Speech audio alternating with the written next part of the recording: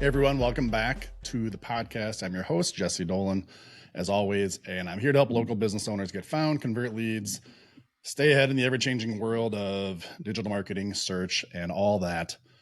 Speaking of change, today we are diving into one of the hottest and I guess confusing topics too, which hopefully Victor here is going to shed some light on it for all of us. But one of the topics in the marketplace right now, which is AI and search, kind of, we're all familiar with Google search, maybe using AI to search, but these are kind of converging in a sense, but also there's some areas where they are divergent and different from each other. And Victor's going to help us break a lot of that down. There's been a massive surge of platforms offering AI abilities to use, but also like for search and for finding things, right? We've got Google AI, Google Search, ChatGPT, Grok. There's a bunch of them. It's pretty fragmented. And Victor, I've kind of been telling people, I feel like this is almost years ago in SEO when there was more than just Google, right? There was other search engines, even go back to the early 2000s, Lycos, Excite. You couldn't just focus on Google. And we're kind of back in that a little bit, but for an entirely different reason. So to help us navigate this, and we'll get into some good questions here, we are talking with Victor Perez. Victor is the SEO director at On the Map, personally managed probably well over 1,000 legal SEO campaigns now at that point. I know that's like a good tagline that's always fun to hang on your hat or your head. So also we'll talk a little bit here, Victor, coming up. I think maybe a little bit later it makes more sense, but TrackRight, which is rank tracking and GeoGrid product that you're behind too. I'm super excited to kind of explore that and pick your brain a little bit there on why that's unique. Sure. And beneficial to everybody. But yeah, we've crossed paths at conferences before. You were on an episode of a previous podcast that I hosted, which was awesome. So I'm very happy to have you here today. Let's start. What are you hearing lately from clients when it comes to AI and search? What's kind of the vibe you're getting and maybe the confusion therein? Sure. Yeah. So thanks for bringing me on again. So I guess that's a good place to start because that's kind of where it really matters to us, at least as marketers, where it's what are the clients worried about right now? Yeah. So the biggest worry is, are we going to lose any market share or any visibility, I guess? If you think about like the entire audience that you can capture organically, they're worried because they're spending so much money every month to make sure that they're very visible on at least Google search primarily, depending on the focus. Maybe you're also tracking the other platforms, but for them, it's really simple to just worry about Google. And like you said, in the past, there's been competition that's came at them before, but now they're worried that the amount of money that they're spending for visibility might start to dwindle away if people start to shift to a different platform. Yeah. So I guess going into that, I guess it's like a scary thought, but it is, like you said, it's something that's happened before. I know when Bing started their big advertising for their search platform, and, there were big lawsuits that Google had to face as far as being the default search engine for various devices. But, I guess Bing has its market share.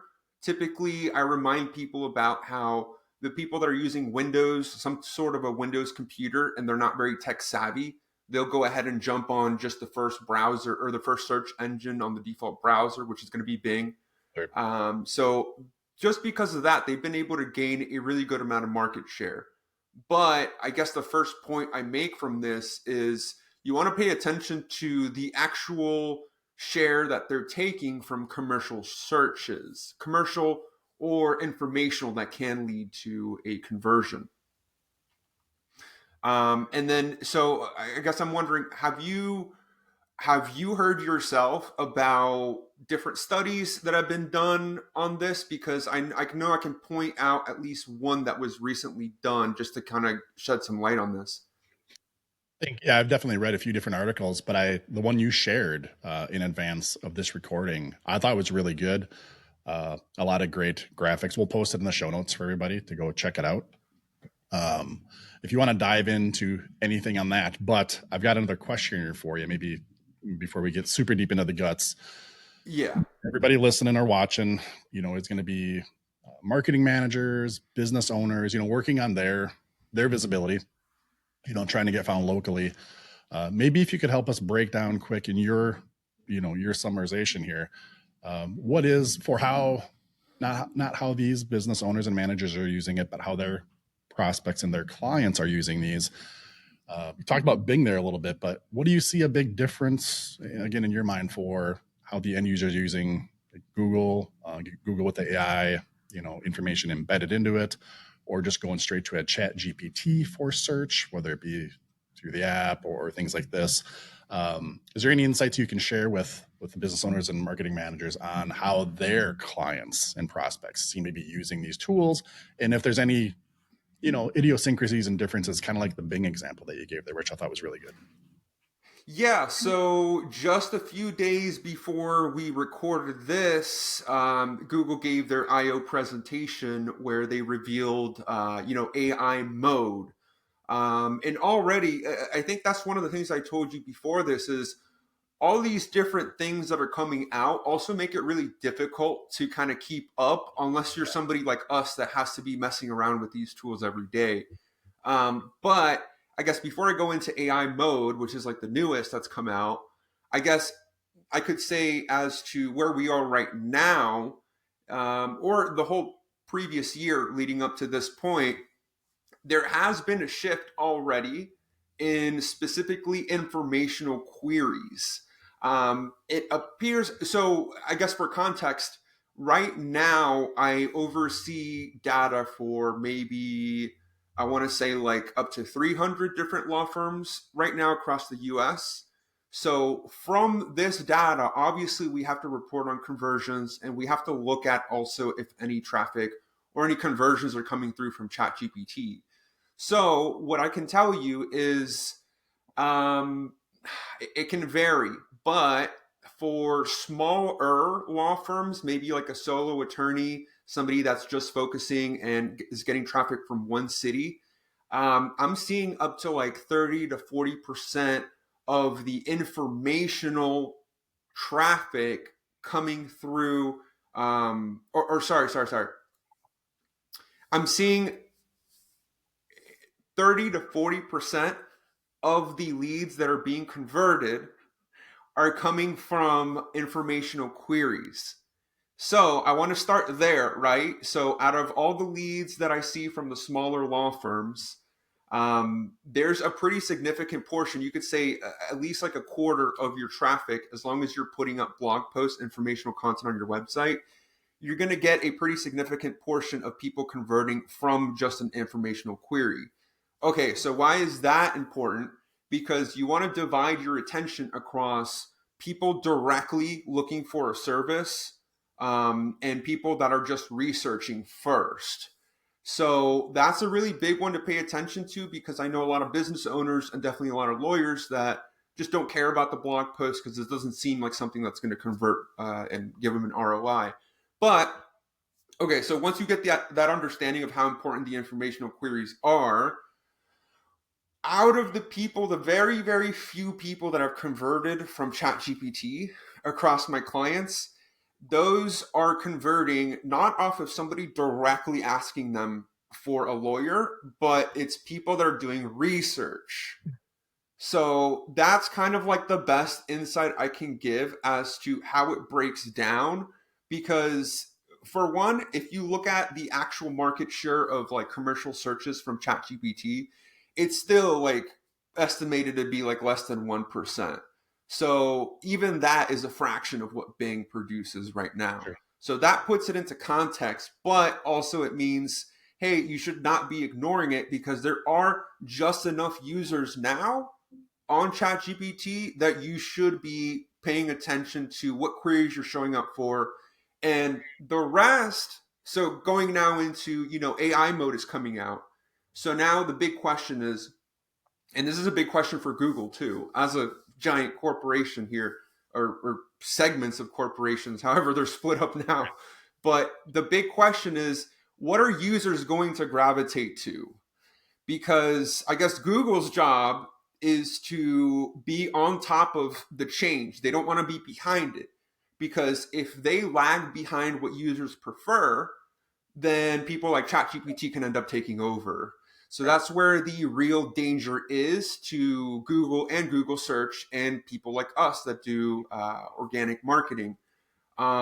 So now that, okay, so that brings us to what users prefer. So from what I can see, I would say, okay, probably nobody is being silly enough to just let AI decide who their lawyer should be. But there is a shift happening towards people getting used to these tools. So I guess I can leave it because a lot of this is now speculation. So bringing us now to this timeline and answering your question finally, Yeah. I think we have to just be very on top of where people are starting to gravitate towards, what people are starting to prefer. And the best insight I can give to that right now is it's definitely not going to be overnight. People tend to have like a little bit of a progress of getting used to new ways to experience things. It's never very fast, or at least historically, it's never been just suddenly people are just going to let AI decide everything. Right. So yeah, but I feel like that's kind of like where we're at as far as our audiences that we have to be paying attention to. Makes sense. Let me try to pick apart two things there from what you were saying. So if I'm hearing you correctly, or maybe I misinterpreted a little, but do you feel that, again, you're speaking kind of through the lens of legal, analytics and legal leads here, which, is a good indicator, but, there may be some niches out there that are different. But if a conversion happens through somebody who came from Chat GPT right now, at least, versus just a regular Google search, do you feel like they are researching more? They're trying to learn more instead of just pop up who's near me or whatever, right? Like the volume maybe isn't there, but maybe a little more educated, a little bit more ready to make that decision, a little bit further downstream. Does that seem accurate for what you're saying? Yeah, so I've definitely heard a lot of people that are marketers but are more so on the side of like understanding psychology or focusing on the psychology of things. I one of the recent events I was at was SEO Week, which was in New York, and there was a lot of internal marketers, not just like agency owners, but internal marketers that have to think about these things and conversions and all of that for their large websites. The best thing that I'm picking up from everybody there, all of these experts that actually think about these things, is that if anything, like you might start to see traffic go down for informational queries, um, and that might okay. So just let's focus on just Google search. Even if people stay on Google search, you might still see people, or you might see less clicks coming through from informational queries. But if people are clicking less because they're using the AI overviews more, that would mean that the fewer clicks that you do have would have a higher conversion rate than what you've experienced in the past. Sure. So just off of that, definitely don't panic if you get less traffic. Obviously, you want to start monitoring your ranks. We monitor even some informational queries, only the ones that are like higher intent than others. But we do want to monitor ranks because you want to make sure, am I losing traffic because I lost a rank that was valuable? Or are we starting to see some of that shift? Which I don't think you'll see month to month, but maybe year to year, we start to slowly see that little drain of traffic. And then obviously, if you're doing something like maybe e-commerce, you might start to experience that a little bit faster than somebody like local business. Makes sense. Makes total sense.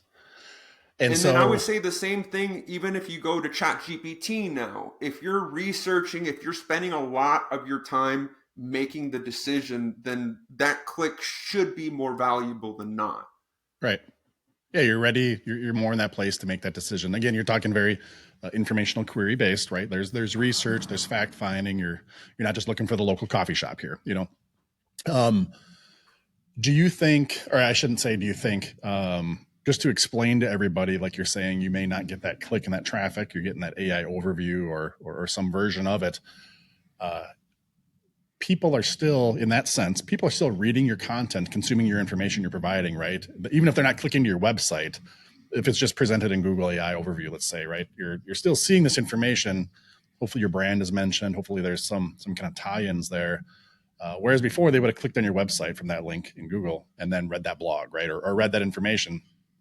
Now they're maybe still seeing all that, but they're just not visiting your website. Is that accurately what you're saying? Just so everybody can really parse that out.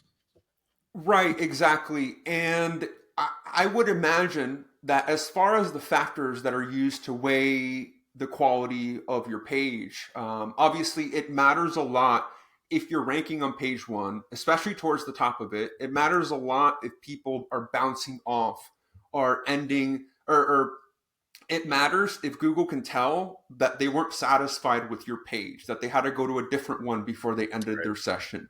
So if you think about how this could affect things at a large scale, if the clicks are more valuable and show and are a better picture of intent because they're only arriving once they're ready to make a transaction or reach out, then it would only be better information for Google to have in their machine learning algorithm for weighing out quality.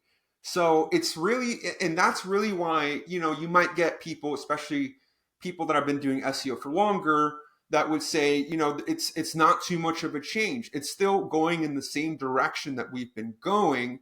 It's just the way that it looks is a little bit different, and we have to pay attention to if people end up changing along with these innovations, because obviously there's a level of these giant companies have to experiment. They have to see. It might not work. AI mode might not be good. We might hate it, but it doesn't matter. For their investors, they have to be trying, because if they discover a better way to search, then that's obviously, that's how you maintain your value or grow it. If you're a large company like Google or ChatGPT, who's obviously trying to innovate as much as they can. If you go on out to luminatelocal.com, look for the yellow button at the top, free SEO audit. It gives you a score of your page against whatever keyword you're trying to optimize and rank for. And it's going to give you the highlights of where your site stands in terms of local SEO factors like the GBP, the local directories, content, things like that. And also show you where some holes are, show you what's good. It's fast, it's free, use it over and over, and gives you a pretty good punch list for your clear directions on what your next steps are. Again, just head over to luminatelocal.com, look for the free SEO audit button, and leverage that. Yeah, they're not going to just sit on their heels and let the trillions of dollars escape them, right? So, all right, one more thing I want to circle back to the same topic here still. Again, for everybody out there, managers, owners, running their business, be it legal or otherwise, how can they identify, maybe it's just Google Analytics and you can help people see how to tag and stuff here, but how do they know where this traffic is coming from? How do they know that this is ChatGPT traffic to their website, right? Not how much is shown in the AI overviews and things like this, right? But the actual clicks from said platform to their site. How can they know?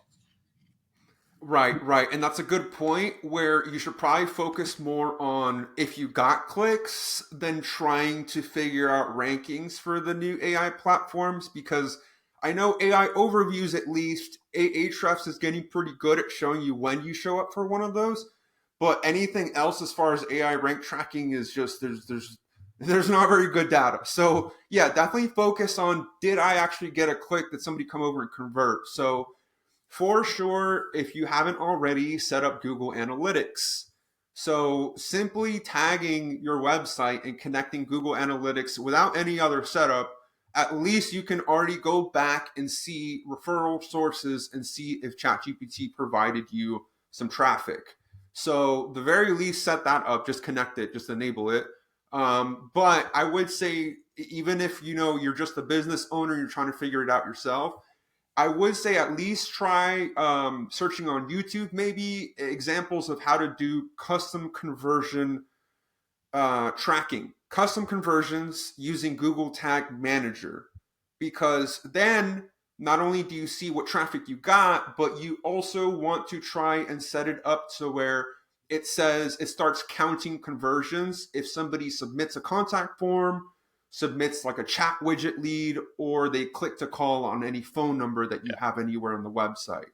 That's the other one. That's like the minimum that you should do. And that at least sets you up to, if not now, later you can bring somebody on to help you analyze your information, your data. 100%. Oh, that's perfect.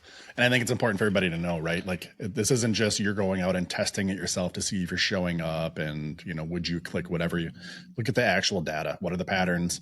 Because I think something else you said that people shouldn't miss is this is evolving, and it won't be fast. You're not going to be able to pull up said report and be like, oh, wow, look what happened last month. This will continue to erode, let's say, just from overall maybe Google traffic on your site and start to separate out. We keep talking ChatGPT as an example, right? But there's a handful of good AI platforms that are out there right now today. Who knows a year from now if there's going to be anybody new in the mix, right? Or any consolidation. But yeah, the time is now to start tracking and looking at this stuff, so people get a handle on it, because it is changing. I think there's no denying that, right? It's not a if, it's a now or a when, if you will. So I don't know if you have anything else to add on that as we're thinking through it. Otherwise, this might be a great time to switch over to the study by J.R. Oaks we're talking about. If breaking on some insight. I think this. No, I think I guess that was like my next thought is, it sounds really scary because in a way, I guess it is, change is always scary. But right now, it's like, definitely take action to track. Definitely try to get your own data. And if you have to pay somebody, hire somebody just to get that set up for you, definitely do that. Because it's a good time to do that. But don't freak out just yet. Right? We're still trying to see how things are going to change. And even if they do change, that doesn't mean that Google is going to scrap the algorithm, their like multi-billion-dollar algorithm they Right. put together. Right. So along those lines, I guess it gets into one study that I saw. So there was a J.R. Oaks, and I know he said he had it fact-checked by Patrick Stocks from Ahrefs. And he presented a whole bunch of data at SEO Week. So I had reached out to them just to get the slides. So I know I linked that to you in case anybody wants to look at the full thing. But basically, they did a study, pretty large study too, very large sample size, trying to look at essentially, should we be worried? Are we moving into a ChatGPT type of platform where all of a sudden things are harder to discover? It's harder to discover small businesses. Is that going to happen? That's kind of one of the biggest worries. But so far, if anything, it looks like ChatGPT has a very good amount of I can't remember how they phrased it, but the discovery, the amount of different types of queries, and the amount of businesses in total that it would show off to people is still something real, if not better than Google, at being able to kind of showcase a wider variety of different brands. So on that note, at least so far with their development, don't be scared that all of a sudden it's only going to be the giant conglomerates or just the giant, players in your industry that are going to be shown, because that appears to be kind of like a big focus from those developers that are building these platforms. And I mean, it makes sense. You're not going to win over market share from Google search if you're not trying to do something better than Google search. But for now, honestly, if you take a look at the study, but it doesn't look like there's much of a difference between the types of rankings that you would be getting on Google than you would be getting on ChatGPT. And you can try to check yourself with your specific business. This is how I would check anything that you're top ranking for on Google. See if that's already showing up within the top positions on ChatGPT. Because for me, when I went through all the different informational queries that I've been stuck on, like number one for many months, those tend to also be within the top three of what ChatGPT is trying to suggest. So already, there is a difference. Obviously, there's an added amount of logic placed into the rankings before it serves it to you. So there is a difference, but at its core, it's still following the same thing. If not, it's just kind of using Google search results for now. Because I mean, if you had to really quickly build this platform, wouldn't it be really easy to just pull from Google and just leverage what they've done? So I'd for like now, I've talked to plenty of people, Victor. Sorry to interrupt you there, but No, no. I think it's worth highlighting that like Google indexes your website, right? It literally scans it, if you will, saves a copy. It doesn't save a copyright. It digests the information, saves that to be served back up in results later.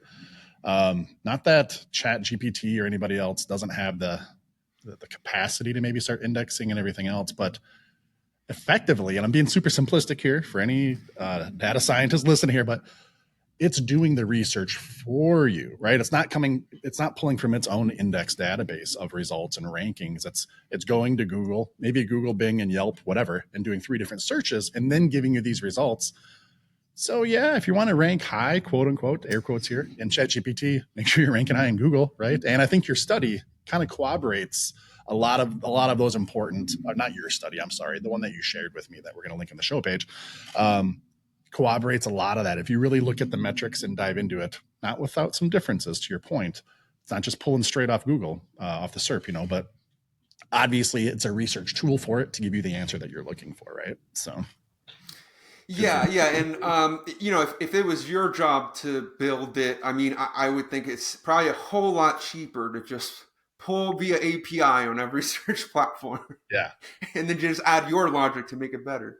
But okay, but anyways, there's definitely people are saying look at within ChatGPT, you'll start to notice there are local pack results that look very much like the map pack.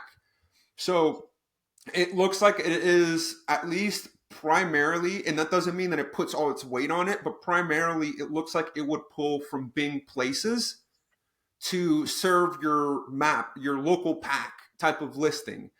But that also doesn't mean that if you're not on Bing, you don't show up. Because I do have clients that we did not put them on Bing, they still rank, or we also have clients that are on Bing, but what ChatGPT is pulling from their local pack is different because just like data aggregators and citations, guess what? It will pull from other sources. And if it's a very high traffic site that has your name wrong on it, it might just overwrite what you just put in from Bing.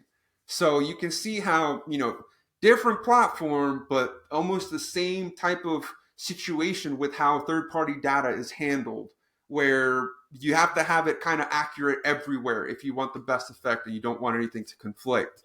right. So I would say definitely focus on Bing. And like you said, if they are just pulling Google API, Bing API, Yahoo, whatever, then hey, make sure you're setting up at the very minimum, like go on Bing, set up Webmaster Tools, whatever SEO plugin you use on your website, they all should have the feature to connect to Index Now, which will index all your pages immediately over on Bing.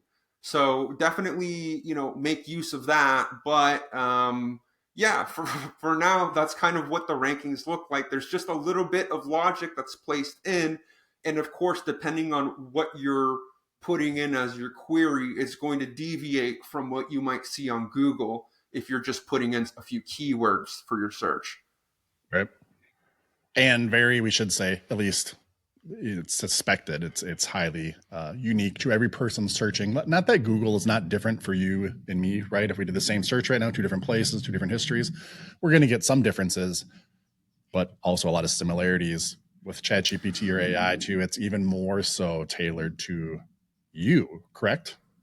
Or that's It what we is do. biased. So yes, so at least right now, because they try to apply patches when things go a little bit too far in one way, but right now it is super biased in that if you sign up with an account on ChatGPT and let's say you're doing some sort of work, you're trying to, I don't know, summarize things or change things on a spreadsheet in bulk or something, if it picks up that you own a business and you're the business owner, and then later you try to do a search within the same account and you try to see where you rank, it will rank you above everybody else. So don't get confused. You're going to have to use like a separate account or no account to try to run some rankings.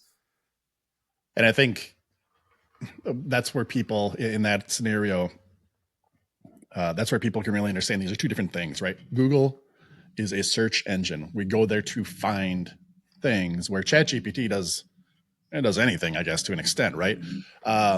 but that doesn't mean it's super good and specialized at something like search. It can do research and give you information, but it's different from a search engine, right? There's different factors at play. And like you said, some logic that's introduced there.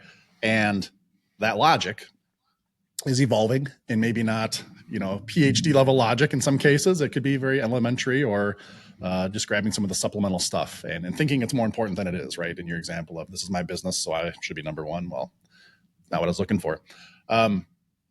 So I think in this study that we're talking about, something for me that jumped out pretty easy is not that there's a direct correlation here or a guarantee, but being active on all these different platforms, social media, YouTube, again, like Yelp, not just putting your website out there, not just getting your GBP and having your content index, like you said, but also being in the spots that a legitimate and authoritative business would be in, right? Having a social media account, throwing some YouTube videos up.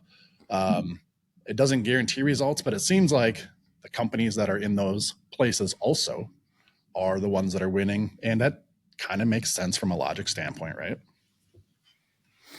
Yeah, so this is a good point, and honestly, if you have like a holistic approach to SEO, it would still be something that you would have picked up as far as ranking factors on Google already. Now, maybe it was really only seen in the last year or two, but definitely I have a few clients. I know one in particular that I always think about, but as SEOs, a lot of times we look at maybe we get a new injury lawyer in a big city like Miami, and we have to give them some type of a projection. Typically, agencies, the way you do it is you look at the difference in content, you look at the difference in backlinks, what type of mentions they've gotten in the news or just online anywhere, and you try to estimate like how long it might take, how much money it might take to recreate that. I have a few clients where they don't just like the help that we provide is not the only thing that's in play with their campaign. Some of these clients, they do a lot in the community. They participate in philanthropic events to get their name out there. They use that to take pictures to fuel their then social media, which they handle at a pretty high quality. They're not just, do you need an injury alert, calling out. No, like they're putting something out there that will at least get fed into different community feeds, and maybe they get Yeah. interaction. They're spending money on ads, what, maybe not TV ads, some of them yes, but maybe they get creative, they pay people to vinyl wrap their cars, they do all these things that now create a big presence where there's people searching them, there's people clicking through social media that's associated, and ultimately Google can see your website doesn't just get traffic from like SEO, like it's not just organic. So I guess my big point is, even over the last few years, the more you're doing as far as marketing, as far as your brand presence, that gives you a huge leg above everybody else. And Yeah. then now it looks like on these big platforms, it's almost going to be like a requirement at this point to have a little bit more going on than just somebody putting content and ranking it on your website. So that's it's getting tougher, I guess, and you can't just be an SEO, or if you are, you have to have, I guess, a pretty good team. But yeah, there are some clients that I've worked with that if you do analysis, any of the basic analysis, it does not make sense because they'll have like a fraction of as much. It looks like there's a fraction of as much being done, but they just rank above everybody because they're doing so Yeah. much work outside of it. Well, if you think about it, I think sometimes as SEO professionals, if you will, have the curse of knowledge that like marketing and doing well in search is just all about your website and those digital things, forgetting that these businesses that are in Google and ranking are actual brick and mortar businesses, real people interacting with other real people, doing things locally. And if we think about it now today, if we're doing a search for something, trying to find the best blank in blank city, well, that's more than just how are you ranking in Google, right? That is, yeah. Are you part of the community? Or do you have people that like you? Are you getting mentions? Um, it's not the exact same here, but we always tell people if you want 5-star reviews, right? Just talking about getting reviews in your GBP, you got to be a 5-star business. And I think in a parallel way, this is true here. If you want to be ranking and being found going forward digitally and all these different search platforms or AI tools, you just got to be a kick-ass business. You got to be out there. You got to be engaged doing things, and you can't just focus on manipulating a rank. Although this is important, right? You have to be strategic and optimize to battle against everybody else who is, but doing these things above and beyond that, just running a good business and being out there, talking for people locally. Yeah, it makes a difference. And I think that translates into, again, in this study, big brands, well-known brands get a lot of exposure. And if you just think about it, out in the ether, that exists for them already. They're just so well known from their brand legacy and all the different assets that are out there. Bring that down to a small local level. We have to recreate that, as business owners and marketers. We have to try to get ourselves as important locally as those big brands like Coca-Cola, and we just know it. It's just there. How can we do that for our brands, whether it be legal, right, or the phone repair shop or the flower shop or whatever? So, yeah, what's old is new again in some ways, but then also, it's not the hot trick, right, or the way to manipulate a certain thing. It's just doing good in all those areas. So Right. What was a trick last year is now becoming a requirement. And I don't know if trick is the right word, because sure. ultimately you don't want to just kind of patchwork it. You don't want to, I don't know, hire the cheapest freelancer you can, because again, it's not about, am I posting, oh, free estimates, call now. Like that's the, you got to Right. put some effort into it too. But what was I going to say about what was I going to say about that? No, yeah. Oh, right. So as far as what last year was something to take advantage of, now is a requirement. Um, I keep losing my train of thought. Happens to Oh, me right, all the time. indexation. There you go. So throughout time, Google has always increased the scrutiny, made it harder to keep all of your content indexed. It's always gone tougher and tougher and tougher. You used to Right. be able to throw up anything at all and multiply it by hundreds, thousands, and it would index. That's The obviously days. started to change way long ago, but it's almost like it's starting to speed up now. And maybe part of it to blame could be AI being introduced, because, it's almost like too difficult to understand the scale of how much content is being dumped and pushed into Google every minute. Yeah. That all of a sudden, those are, it costs a lot of money to go through this. It's very expensive. You need massive data centers everywhere just to get through all this content. No wonder they're just trying to save their costs on indexation. They tighten up the rules. Hey, it's not good enough anymore. We're just not going to crawl your entire website.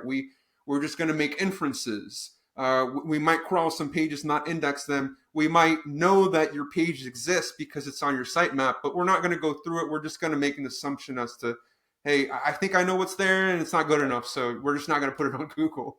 Right. So that it's getting tougher. Again, there's another wave of this being tightened up. So if you haven't already, it's a good time to go through, use something like Screaming Frog or some sort of tool to crawl your whole website. Go through all your content. Start, if you have to hire somebody, if it's a big enough website, to start going through the content. Maybe use AI for some of it too, to crawl through and give you a judgment. If you have pages that the topics are so loose in relevance that you're noticing that type of content is no longer indexed, start getting rid of stuff that is not good enough.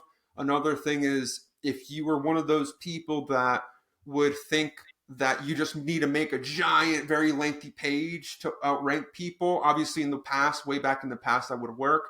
If you have pages that are super lengthy, or if you've ordered content from writers where you force them to meet a big word count, start going through your site. If you have to programmatically figure it out, but start all these massive pages, bring them down to just the actual answer, just the helpful, real good content, and cut out everything else. Because At least if you do that across your whole website, you're ensuring that you're maintaining just like the best quality across the board. Yeah. It's an author I refer to a lot, Stephen Krug. He has a couple books. One of them is Don't Make Me Think. And I took a workshop of his years ago, and the exercise he had us do, which it's hitting me as you're saying this, and try to practice it a lot, is you write something, or maybe you're looking at your blog post from last year, right? Cut it in half without losing the guts, right? Cut it in half, read it, and try to cut it in half again, right? Go through that exercise of getting rid of the fluff, the extra words, and maybe you feel like you still need a long blog post or whatever. Okay, maybe the first third of the page at least do this, so people are, whether it be a Googlebot, an AI agent, or Victor or Jesse reading it, give us what we're looking for right away. Don't make us think. Just communicate clearly, and then you got me. I'm not bouncing out. I'm not going somewhere else. I might or might not read the rest of it here, but let's get to the point, right? I think you're very. Don't be obscure and ambiguous. I know there's got to be lots of websites that are purposely ambiguous because they don't want to give you the info. They want to just get you to call. You don't want that, because if your whole website is ambiguous, that's a very easy way to just show to any search engine. Don't even our content's not that good. You don't need to use this for your machine. Right. We are not an authority for actual information here. Please move on. So you don't want to be in that right. Yeah, and then it also comes back to also like the writing team or whoever's writing the content, because you can't have the tightest, most rigid rules. I imagine by now people are really loosening up the rules as far as how writers are supposed to write. There still is a world, obviously, of using tools that can tell you based on competitors what type of phrases, or at least what type of subheadings you should probably put in there. That also helps you with keyword grouping, so that you know if you need to split into another page, or if you're good combining a bunch of topics into one. But I imagine the rest of it, as far as word count, that probably starts to go out the window right now, where you have to leverage the actual skill of the writer to determine that on their own. I know a few English professors that I had where, when they assign the essays, everybody's quick to ask what the word count is. And they would get really upset because it's like, all right, you're already going to produce something bad if you're worried about meeting the word count and not thinking about how long it really should be. So that's what I resort to as far as when we do the writer briefings for anything that we're ordering. Well, I think like you talked earlier here is, like the informational, blog post or whatever. And that just hits on like, what's the intent? Like, why does this page or post exist? Is it answering a question? Is it providing some research information? Forget about the word count. Like, just make sure the information is there. It's on point for the intent. You're matching up what they're looking for with what you're providing. Get to that, and let them know they're in the right place. Whether they're reading that AI overview, just kind of not visiting your website yet, but just reading this and like, oh yeah, that's the stuff right there. I need to go to that company.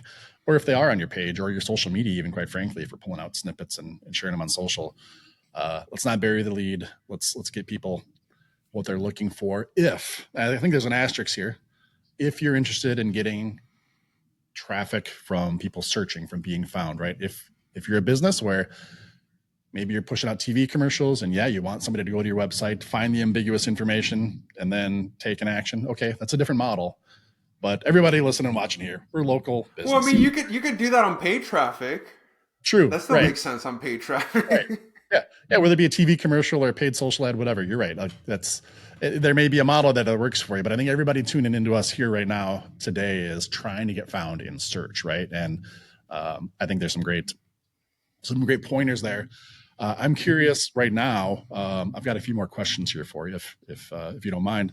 What would you recommend everybody, whether again you're in legal or not, what should they do right now to stay visible as AI search evolves? I know this may be a different answer next month, next week, or next year, but right now, just from general businesses knowing what they are and aren't doing, is there a single thing, not that it's going to rocket them to the moon, but is there a big thing you're seeing that they're not doing any number one tip you want to share? I guess so. I have two things I would point out. The first one, I would say, you should have started your blogs years ago. So if you so if you haven't, you probably should. But at least now, if you start it now, you can do it right. You can do it a quality way versus before, where it's kind of Throwing it out there. spammier the longer back you go. But if you have to do one thing across the board, if you don't already have somebody to coordinate the marketing, you got to have somebody. So now, if you're still a pretty small business, you can still rely on an agency to do this for you, especially if they have somebody internal that you can use for social media, for paid ads, for anything else that you might, any design needs, any in-person flyers, all that stuff. But if you're starting to grow to, I don't know, 8 figures, by that point, you should be, whether you're a law firm, I guess, especially for a law firm, but you need to have somebody internal that's at least coordinating the marketing. And I say coordinate because maybe, you don't need an actual manager per se internal. Maybe it doesn't make sense to get an internal SEO. And some of these people are very expensive. PR, all that stuff is super expensive, but you do probably want to have somebody internal in your office that's coordinating them and also helping guide you with the in-person efforts, telling you, okay, well, for example, at the very least is, okay, we do really well for these queries on Google search. We already get tons of traffic for this particular service. If you're going to do your social media, if we're going to hire somebody to come in and record us doing videos that are a little bit nicer for social media or for an ad that we push out on TV or whatever, maybe don't do it on the same category that we already spent a bunch of money on. It's already performing really well. Let's go for another one, because then any presence, any searches that come from that effort now boost the ones that you're doing poorly on for organic. And there's a lot of tie-ins and crossovers that ultimately it's really nice to have somebody in person that can.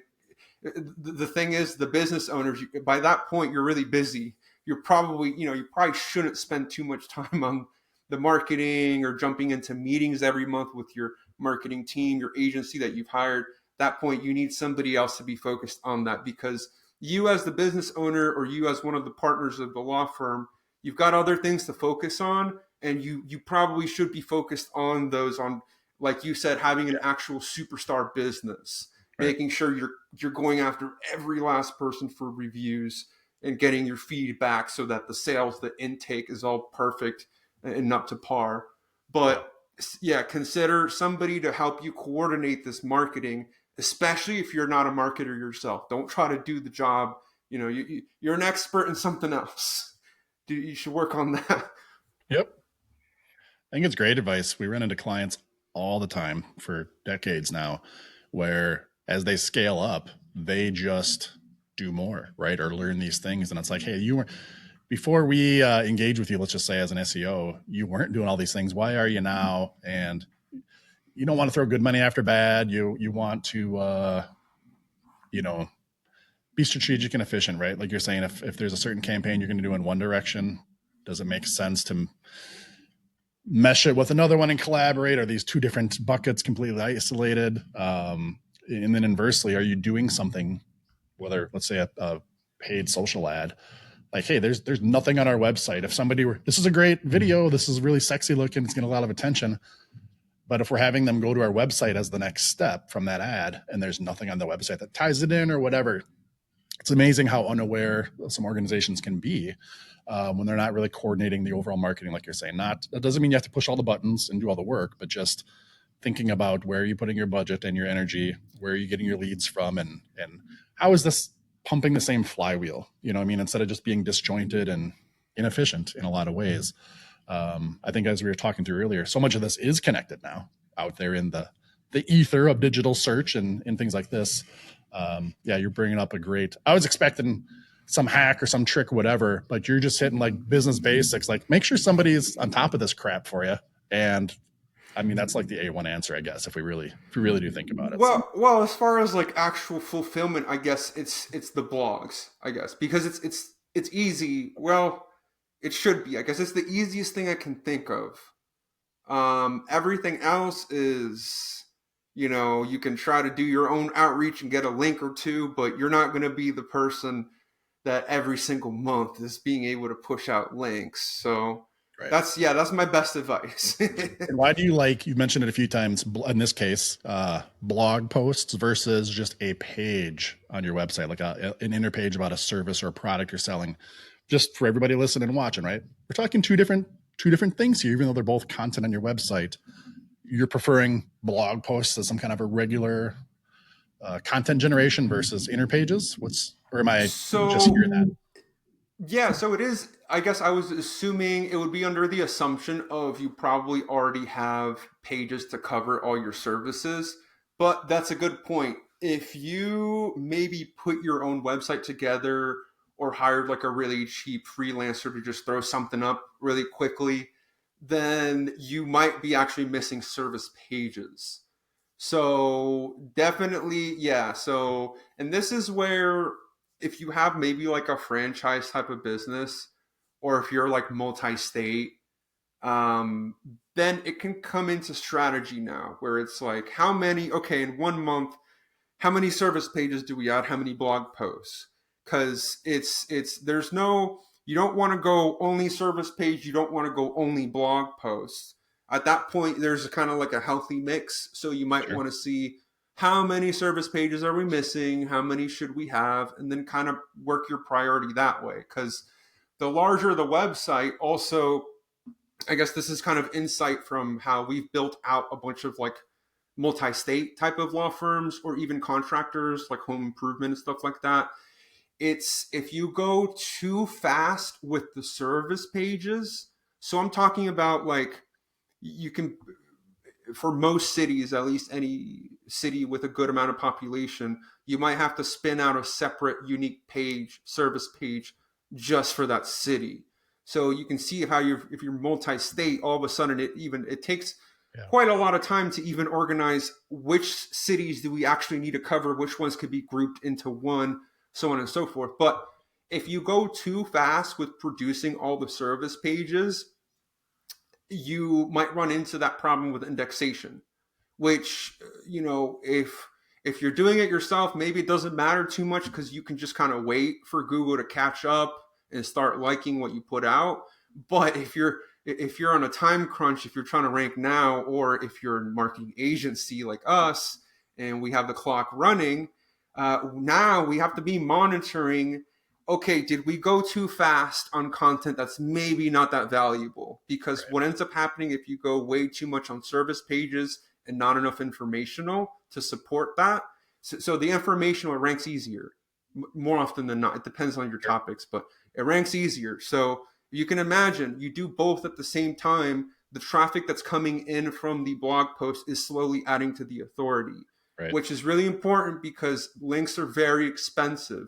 So even adding link building into the mix, you don't only do links. You got to, you got to push out the content. There's the different angles you got to do. But if you do too much of just service pages, you end up at some point, you'll notice Google starts to ignore the new pages that you put out.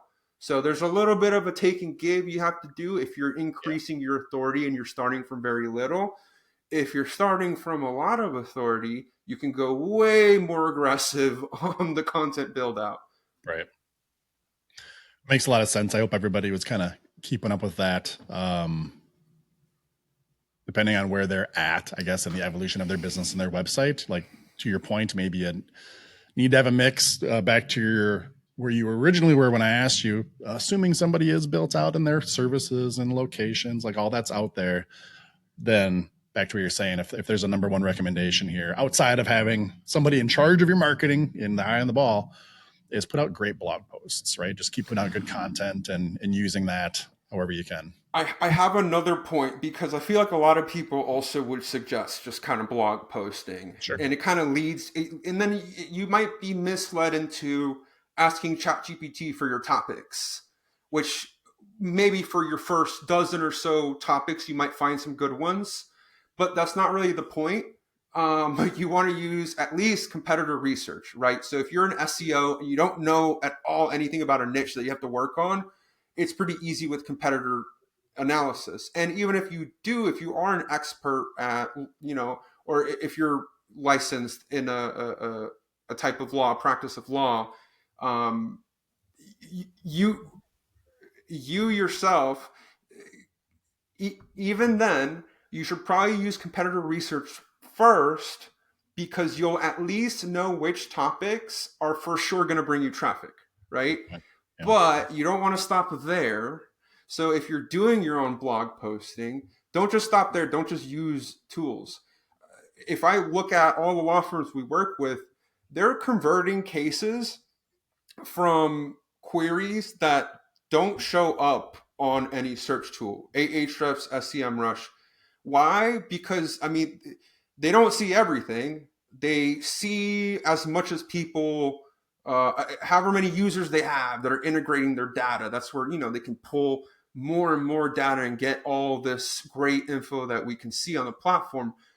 But there are questions that your clients are asking you in the middle of the service, throughout the service, that you can go and answer via a blog post, and you'd be surprised you start getting some very easy traffic because maybe that question was not on any SEO tool, so no marketer went and tried to build that topic, and then you just boom, number one right away and get traffic coming in. Great point. And I think that's back to things like not using AI to just spit stuff out, copy and paste it. And what you're saying there's going to be some authenticity, and like the EAT signals and all this. Like, it's even if the volume is not the greatest and it's not showing up on keyword research or other things for your topic, like you said, if people are asking this, if this is a real thing for your industry and for your clients and prospects, answer these questions, provide this information, good things are going to happen, right? So. And especially with legal, like, you can land a big case. It's very surprising when I see, oh, this guy converted from. I wasn't sure if this was a valuable blog post. Like, I didn't know anybody would ask such a specific question. But if people are starting to use AI more, they're going to be asking more specific questions. So there's only going to be more opportunities for you to get visibility with these changes.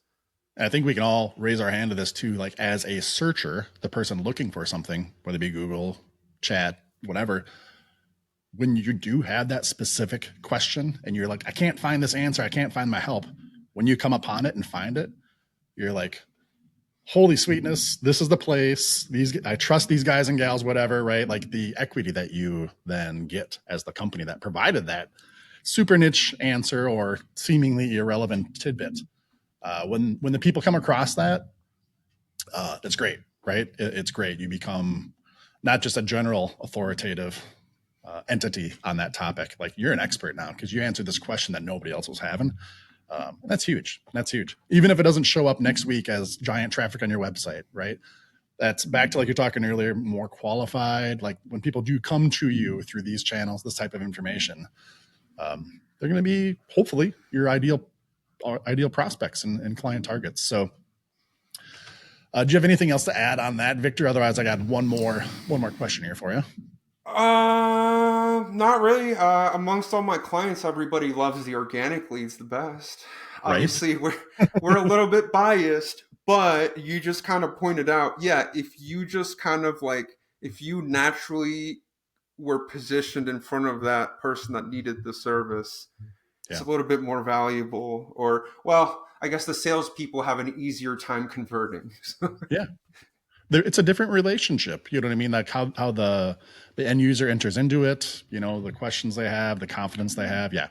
It's a better model, which I always say, I mean, again, being biased, but organic search traffic, maybe outside of like a super warm referral, if your buddy just walks you into the door, you can't beat that organic.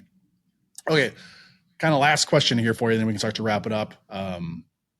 With the shift towards AI search, right? Not talking about AI for using it as a tool for our business, for creating content, for research, but more of like as a parallel to Google search, right? In that sense, Is there something positive that businesses can look forward to as it becomes more integrated? Something you're mainly excited about as this evolves?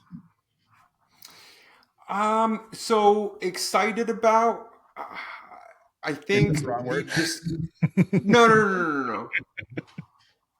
I guess I'm not scared because I like what the developers are trying to build.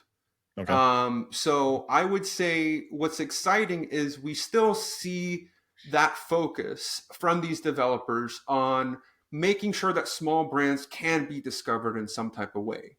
Maybe you can't afford link building, maybe you can't afford public relations work, maybe you can't afford the best writers to produce content really quick, but if you can leverage authenticity, uniqueness, anything I guess that makes your brand look better, maybe you can succeed in social media. Maybe you can succeed in getting mentioned that way. And then all of a sudden, you're at least getting fed into these platforms where, sure, maybe the most commercial searches you won't show up, but there is an expansion in the way people are searching. So there should still be plenty of opportunities, if not more, for you to still be seen. You'll just have to get a little bit more knowledgeable about the different avenues that there are. Don't be too quick to decide I got to put out ads. A lot of lawyers that go straight for what about TV ads? What about this one? What radio? Don't be too quick. Get knowledgeable about all the avenues before you make your decision. But I think it's exciting. Again, to just see that internally they do have a focus on making sure that users can still connect to the businesses and the local services that are actually doing a good job in their local Yeah. area. And kind of like we love to hate on Google, but kind of like, I mean, their MO is always trying to make sure the best results are provided for what people are searching for to connect them. We love to get pissed when a tactic or a trick doesn't work anymore and they clean up the SERP, but at the end of the day, Affiliate marketing, yeah, yeah, affiliate marketing as far as right. just ranking pages is kind of, I mean, it's already been decimated before. Ain't like it was. That's for dang sure. But anybody who that, I guess, where that is working is they're spoofing or creating legitimate business too, right? Like it's a different version of what it was, and I don't know, it's a whole different creature. But Right, you yeah, could I have think it's done a very fake looking business just to convert leads. Now you have to go the full way, get a legitimate business, get your paperwork in place, so on and so forth. which from an end user standpoint, like, okay, that's good, right? I don't think Yeah. anybody's upset about that if you're actually looking to patronize a business. So um I think that was a ton of great stuff, very valuable. Really appreciate your time. I do want for everybody listening, okay, we mentioned this earlier, but if you want to start tracking what actually matters, your rankings, search trends, visibility, let's talk about real quick or real long too. I don't mean to sound like we don't have time, but TrackRite. I won't Uh, ramble. I love to ramble too. Don't worry. Um, I haven't personally used it yet. I'm definitely going to check it out. I was reading on it before we were recording here. I'd love for you to give everybody a quick overview of what it is. I'm particularly curious about the feature to where and maybe people are familiar with like a Bright Local or other search grids that have been out for a while. Correct me if I'm wrong on your product here, though. You can change. It doesn't have to be just this whatever 9x9 square that I'm trying to see what my local rankings are. Maybe two things to kick it off. If you could tell people what I even mean when I talk about a 9x9 square in my local rankings, just what like a GeoGrid is, and then how you can, I guess, manipulate the shape is maybe the right way to say it for the rankings. Sure. Yeah. So there's, if you're doing any sort of research on local rank tracking, I think you would have already by now seen or heard of something called the GeoGrid, which is just like a map grid, a heat map type of thing. And different tools have tried to do different shapes also just to kind of stick out a little bit, especially because some people like to share screenshots. So they want to look a little bit unique. But regardless, you should have some level, even if it's just once a month.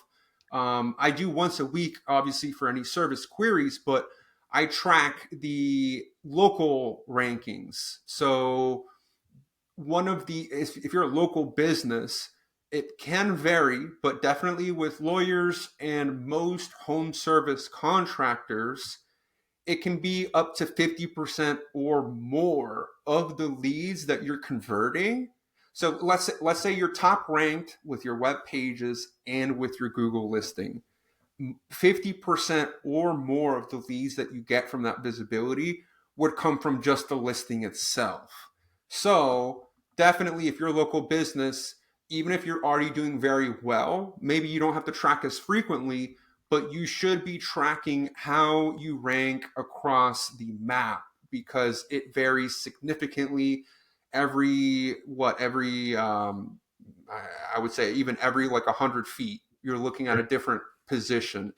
And if your authority is low, if you're a newer business, your visibility, you can at least measure it and see how big it is, which it might not be as big as if you're getting a lot of traffic and you've built a lot of authority online. So even if you're a big business, you want to make sure that it's not dropping. But if you are working on increasing your SEO, like your performance right now, if you're with an agency or you're doing it yourself, definitely track the progress that you're making in the visibility with GeoGrids. So that's something that we can do on TrackRight, and that's like the primary feature, the one that's most built out right now. But we offer very affordable, I think it's like maybe 50% of the cost as other vendors that do the same thing, other SaaS companies.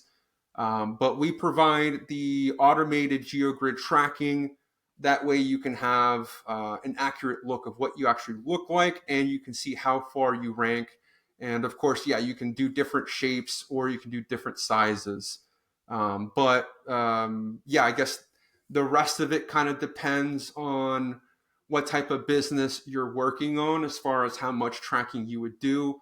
But again, you can kind of maintain a good look, because one of the biggest things that might drop your rankings is if you're losing traction on your website, or if you go too long without new reviews, you'll start to see that ranking go down. So if you want to see how it plays out for your specific business, and if you want to see how well every other business around you ranks, you can use GeoGrids to do that. And you can run your own studies to see, oh, did our new social media campaign influence our rankings and Right. all that kind of stuff. Is it working? The big question always. Yeah. I do like on your website, you guys made an inference to this as well. And you just mentioned it kind of with not just your rankings, but looking at what the competition is doing. We talk to people all the time, whatever. Like, so I'm up in the Minnesota Twin Cities, Minneapolis and St. Paul. Maybe somebody's based in St. Paul and they're like, I want to rank in Minneapolis too. It's like, okay, that's going to be almost impossible unless you have a lot of authority and everything else here. So maybe you look at a second location. Let's see what it's going to cost. Can you open up shop in Minneapolis as well? You guys mentioned on your website, and I tell people this all the time too, see where a good spot would be. And also inversely, a bad spot. If there's 13 lawyers in that one shared office, get a few miles down the road from them, open up shop somewhere else. That's a great use. Yeah, that's a really good point, because all of the other uses that come to mind are very specific, like, oh, checking for the possum filter. Like you said, am I not showing because of my performance and my work online? Or is it because I accidentally set up shop in the same business as another business? Right. Right. Like you said, so that's another really huge point where we start to really look at the GeoGrids is whenever we are opening up a new location. So if you look at how far your rankings go out, you can then make sure that you're not just getting a location where you're already visible, because that would kind of be a waste of time, a huge waste of money at that point, Yep. especially if you're signing like a year-long lease. So for many reasons, at least the clients that we work with, we always tell them you have to get your new office location approved by us. You do not want to make the mistake of just choosing a bad location, whether it's not properly labeled in Google, or there's other people there, or an old business still appears online with that address, so on and so forth. But you can accurately then see, okay, let's go, we got to go farther away from where the visibility is. And then depending on the competition, depending on how quick you can be with reviews and getting traffic in that city, then you might want to go a little bit farther out because you're anticipating, okay, well, if we can grow the radius this big, then let's push way farther out to that huge city out there so that we don't overlap and we're perfectly covering ground. And with TrackRight, you can, every GeoGrid that you pull, so the credits that you use for just one pull of a GeoGrid for one query, you can also select a different competitor that's ranking there and completely switch to view their rankings across a timeline. Awesome. So I told you it's automated. So for me, I have everything every week. So if sometimes my clients are like, hey, what are they doing? Or I think they're outranking us. They must have, their reviews must have been doing something or whatnot. They're like, can you look into it? I'm like, all right, perfect. I look at the timeline of when they started a new marketing effort and I switch my GeoGrid configuration to that competitor and I scroll through the timeline and see if it actually made an effect or not.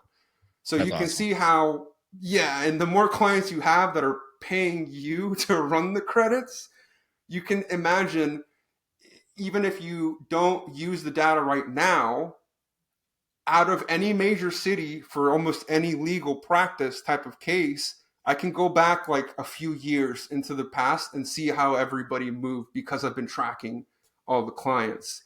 So you can actually harvest that data for yourself across all your competitors if you're doing that too. Yeah. That's everybody listening and watching too. Hope they're paying attention on that. That's a whole different way to use it than just how am I ranking. And really at the end of the day, ranking, visibility, everything else, it's not just our efforts we're doing for our brand and our entity, but what's our competition doing? Are they trying to outflank us, right? If somebody was number one and dominant and here comes Victor, now he's crushing it. And you're like, yeah, this is amazing. Living in the lap of luxury. We're crushing it. This is great for our business. The guy or gal that was up there last month is not saying those things and is definitely working to come get you right now, flank you. So if they do, what worked, right? Like that insight, that level of competitive insight and matching up those timelines, that's pretty slick. That's pretty slick for everybody. Well, yeah, if you're interested, check it out. It's trackright.com. You can do a free trial and it does preload GeoGrid's credit for you. So Nice. not only can you just go in, run GeoGrid credits to see how you rank, but you have a good month or so that it allows you to use the rest of the platform. So if you're an agency and you're trying to connect, you can even connect your APIs to it so that you can manage your GBPs from it. You can connect tracking APIs so that you can use it as a hub for your tracking. We've even got AI transcriptions if you connect something like CallRail for your phone calls so that you can get short descriptions and not have to play through all your calls if you're That's going slick. back and listening and labeling your leads. But That's you really can do slick. that. We label leads and then you get exports out of there. So tons of other features, but definitely check it out for GeoGrids, if not anything else. Fantastic. And we'll link to that in the show notes for everybody too, but it's TrackRight. You can go find it yourself. Otherwise, we'll put a link here on the page as well. So this has been fantastic. Victor, is there anything else you want to impart on everybody or should we wrap it up? I think the takeaway would be one thing we mentioned was if you haven't already, because it might be difficult for you if you're not savvy, or maybe you're not using WordPress, so it's not as clear cut, but definitely worth investing right now into somebody that can come in and help you at least track everything that you're doing and gain good visibility gain good visibility on your internal performance, if not anything else. It's very important. You want to have internal data. You don't want to just rely on external data from SEO tools. You want to make sure that you know what's going on with your business. So if Yep. you haven't already hired somebody that can help you out, at least at a contractor level, definitely worth hiring an expert to help you with these things. And that's the best part of digital marketing is the trackability, the analytics, and being able to look at these things, connect them all together. But there's no one magical thing to do that, right? You're gonna have to bring in some talent and pull it together, and then leverage it. So, And stay on top of the news for development for all these tools, because any of this can change.